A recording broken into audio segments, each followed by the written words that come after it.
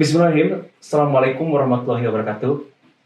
Mahasiswa Universitas Pemerintahan Visip 4. Selamat bertemu kembali ya di mata kuliah e-government ya yang saya ampu dengan Pak Agus Taryana ya.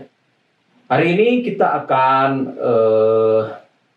diskusi terkait dengan tentu saja ya dalam konteks mata kuliah e-government tentang komputer di pemerintahan, ya, aplikasi teknologi informasi dalam administrasi pemerintahan. Sebagaimana kita ketahui bahwa perubahan itu suatu keniscayaan, ya, teman-teman, bahwa digitalisasi itu sekarang sudah masif, ya, dari pelayanan publik yang memang wajib dikelola dengan mengimplementasikan e-government. Kenapa? Karena di sanalah ya bahwa untuk mencapai salah satu tools untuk mencapai good governance, salah satunya adalah implementasi teknologi informasi komunikasi ya atau TIK yang lebih dikenal dengan electronic government yang memanfaatkan IoT ya, Internet of Things. Saudara sekalian, bahwa kecenderungan teknologi ya, konversi sebagai media menjadi konvergensi. Berbagai media menjadi satu media multimedia. Ya, bagaimana ada gadget ya, kemudian komputer ya, PC dan lain sebagainya. Nah inilah ya bagaimana bahwa digitalisasi memang itu suatu sudah mutlak diperlukan ya, transformasi dari pelayanan yang konvensional kepada pelayanan yang digital. Ya itulah ya yang memang lebih kenal dengan e-government. Sebetulnya saudara sekalian bahwa implementasi e-government ini sudah dirintis ya dari adanya Impres tahun 2003. Ya kemudian ya adanya juga diperkuat dengan Perpres ya Peraturan Presiden nomor 95 tahun 2018 tentang SPBE ya Sistem Pemerintahan berbasis elektronik ya SPBE Sistem Pemerintahan berbasis elektronik. Ya kemudian juga diperkuat lagi yang baru keluar kemarin tentang Impres 32 ya tahun 2022 tentang arsitektur SPBE. Nah ini ya merupakan bagaimana kalau merujuk ke dalam elemen support ya atau elemen support untuk terbaiknya atau implementasi terbaiknya e-government itu kalau merujuk ke dalam hasil riset dari J.F. Kennedy yang dikutip dari Indrajit itu ada 3. Ya, tadi ya kalau misalnya tadi bahwa regulasi itu masuk ke dalam elemen support ya. Kemudian ya tentu saja sumber daya ya baik infrastruktur, anggaran, SDM digital. Nah, ini yang masuk ke dalam capacity. Dan akhirnya bahwa apa yang dicapai oleh pemerintah dalam mengimplementasikan e-government itu harus ada values, nilai ya yang membawa kemaslahatan ke masyarakat melalui pelayanan publik yang lebih efektif dan efisien. Ya, pelayanan publik yang bisa diakses di mana saja, kapan saja ya, secara online yang memang lebih memudahkan diakses oleh masyarakat sebagai konsumen yang harus dilayani oleh pemerintah ya sebagai dari fungsi dari pemerintah. Kalau merujuk ke dalam paradigma sudah bergeser ya tradisional dan future model. Kalau tradisional kan di situ ada informasi sistem, kemudian ada hubungan timbal balik antara government dengan departemen, kemudian citizen. Ya, informasi sistem, government departemen, citizen. Nah, sekarang sudah paradigmanya berubah, ya, bertransformasi bagaimana future model, ya, yang tadi, ya, yang pertama government, kemudian hubungan timbal balik dengan informasi sistem, ya, kemudian ada government lagi, kemudian berhubungan timbal balik dengan informasi sistem, dan informasi sistem ini saling ketergantungan, saling keterkaitan. Nah ini ya, yang mungkin dalam konteks e-government itu adanya suatu relasi, ya, ada relasi government to government, ya, bagaimana pemerintah dengan pemerintah, government to business, ya, karena pemerintah juga kan perlu mempunyai pendapatan bisnis yang biasanya lebih kepada bagaimana menerima pendapatan. Kemudian government to citizen. Nah ini ya bentuk dari bagaimana implementasi e-government ini memang ya outputnya adalah untuk pelayanan publik kepada masyarakat. Dan yang terakhir adalah government to employee. Artinya bagaimana pemerintah itu memberikan layanan yang baik, ya, memberikan tools ya kepada SDM-nya atau aparaturnya atau ASN-nya supaya mereka memudahkan dalam proses berkinerjanya. Ya, jadi bagaimana misalnya tadi untuk kenaikan pangkat, ya, seorang ASN itu sudah tahu, ya, sudah terdigitalisasi dalam satu database. Ya, biasanya kalau di instansi mempunyai bagaimana pelaporan kinerja oleh Sakit dan inilah ya sebagaimana bentuk dari aware-nya pemerintah untuk membantu SDM-nya atau aparaturnya untuk memudahkan bagaimana berkinerja atau bekerja. Terminologi government itu ya kita harus lihat bahwa e-government itu spiritnya adalah bring the public services to the web and mobile application. Nah ini ya, jadi spirit dari e-government itu adalah bagaimana ya yang dulu pelayanan publik bersifat konvensional, ya, pelayanan publik yang dulu misalnya untuk membuat paspor saja kita harus mengantri ya ke imigran. Nah sekarang ya tadi ya pelayanan dari paspor itu bisa dimasukkan ke dalam suatu web oleh imigran itu. Ya, bring the public services to the web and mobile application.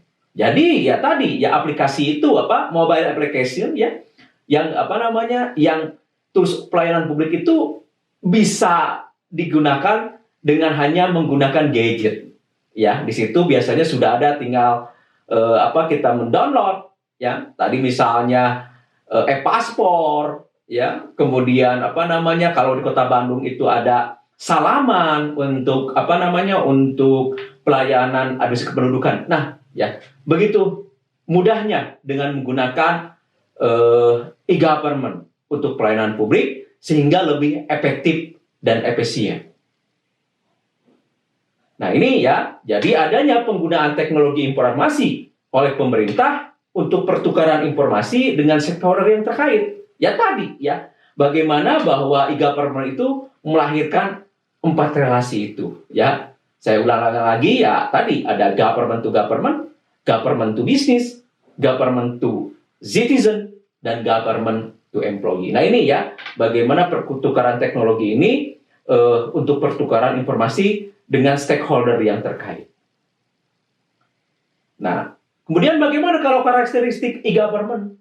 Nah, ya, teman-teman sekalian, bahwa karakteristik e-government itu merupakan suatu mekanisme baru, modern, antara pemerintah dengan masyarakat dan kalangan lain yang berkepentingan atau stakeholder. Nah, ini ya, jadi e-government ini adalah bagaimana pemerintah itu memberikan layanan secara online, secara digital untuk mempermudah pelayanan publik kepada semua stakeholder tadi untuk menciptakan good governance. Ya, yang tentu saja melibatkan penggunaan teknologi informatika ya atau lebih dikenal dengan IoT ya Internet of Things. Nah ini ya, jadi tentu saja karena mau online kita pemerintah atau penyedia jasa memerlukan sarana internet supaya bisa diakses di mana saja. Ya, yang ketiga adalah memperbaiki mutu atau kualitas pelayanan yang selama ini berjalan. Jadi ya dengan adanya e-government itu harus bisa meningkatkan, mengungkit yang tadinya pelayanan publiknya misalnya sudah baik, supaya lebih baik lagi, bisa diakses di mana saja, kapan saja, ya, dengan memudahkan, tinggal klik, ya, bisa saja semua layanan dari penyedia pelayanan publik bisa diakses. Inilah ya spirit dari e-government. Nah, pemicu utama e-government ya tentu saja ya era globalisasi yang lebih cepat. Ya, kalau kita lihat bagaimana sekarang sudah revolusi 4.0 ya, ya. Mungkin lagi sebentar lagi menjadi revolusi 5.0. Ya, kemudian semuanya harus sudah berbasis digital. Karena bagaimanapun juga ya bahwa digitalisasi ini suatu keniscayaan. Ya, bagaimana bahwa globalisasi ini ya memungkinkan bahwa kalau kita tidak berubah ya mungkin kita akan terbelakang atau bisa saja hancur. Nah ini ya jadi tentu saja ya bahwa pemerintah harus menyesuaikan ya bahwa semua ya elemen-elemen yang ada di pemerintah ataupun misalnya pemerintah pusat daerah sudah harus mengadopsi tentang transformasi ya ke arah digitalisasi ya. Nah ini ya tentu saja ini suatu challenge, tantangan dari pemerintah bagaimana ya mengimplementasikan tata pemerintahan digital ya dengan sumber daya manusia digital yang masih kurang selama ini. Kemudian ya tantangan kedua adalah infrastrukturnya juga, infrastruktur dari bagaimana e-government itu akan dilaksanakan, akan diimplementasikan. Nah ini ya tentu saja ini perlu dari roadmap yang baik, roadmap yang jelas, bagaimana proses penggunaan e-government untuk semua jenis layanan usaha atau di bidang pelayanan publik yang memang menjadi domainnya ya pemerintah. Nah, ya bagaimana keuntungannya? Tadi kalau keuntungan kita menggunakan pemerintah atau stakeholders yang mengakses e-government ini, ya bisa anytime, anywhere, 24 jam, ya 7 hari seminggu, kapanpun. Karena apa? Karena online. Ya, pelayanan semuanya sudah online. Ya, kemudian melayani masyarakat secara cepat, efisien, transparan, dan responsif.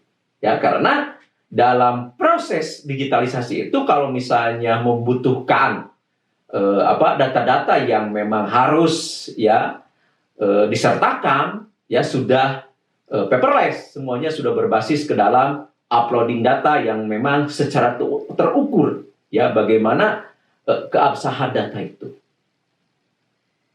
Nah, banyak ya kalau sekarang terkait dengan bagaimana e-government itu dilaksanakan oleh semua organisasi pemerintahan. Contohnya tentu saja ada pembayaran pajak, ya pajak sudah online, di mana-mana sudah ada Samsat online, ya kita tidak perlu lagi datang ke Samsat berbaris ria seperti itu ya, kan tidak efisien, tapi sudah ada ya Samsat online, kemudian administrasi kependudukan online, ya semuanya hampir setiap kabupaten kota atau provinsi mempunyai aplikasi terkait dengan layanan administrasi kependudukan. Ya, ini itu salah satu misalnya contoh dari bagaimana organisasi pemerintahan menerapkan e-government.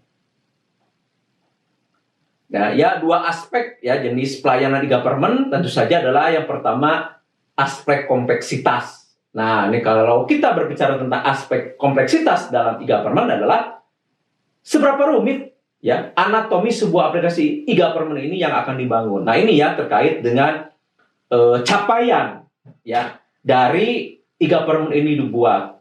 Ya, roadmap-nya bagaimana ya. Di situ kita akan melihat bagaimana kalau misalnya pemerintah itu akan membangun ya e-government itu ya tujuannya kompleksitasnya bagaimana. Ya tentu saja ini tadi ya perlu dari effort pemerintah, support dari pemerintah ya.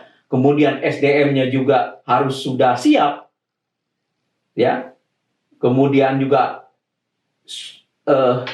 infrastrukturnya untuk mendukung e-government itu. Nah, yang kedua adalah aspek manfaat atau values. Ya, jadi kalau misalnya pemerintah membangun e-government, ya contohnya layanan-layanan itu, apakah layanan itu dapat bermanfaat kepada masyarakat atau bahkan ya tidak memberikan efek kepada masyarakat.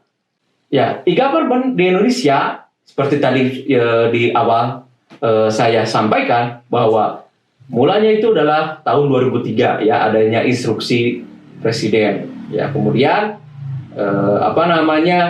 diturunkan atau diperkuat dengan regulasi-regulasi lain seperti Perpres 95 tahun 2018 ya kemudian Perpres 132 tahun 2022. Teman-teman sekalian mungkin segmen pertama ya terkait dengan administrasi pemerintahan dalam konteks e-government yang mendukung habis pemerintahan cukupkan sampai di sini ya kita akan bertemu lagi ya untuk membahas lebih lanjut tentang ya bagaimana ya mitos dan kenyataan government di Indonesia. Untuk sementara ya cukupkan sampai di sini ya sampai jumpa di lain waktu. Wassalamualaikum warahmatullahi wabarakatuh.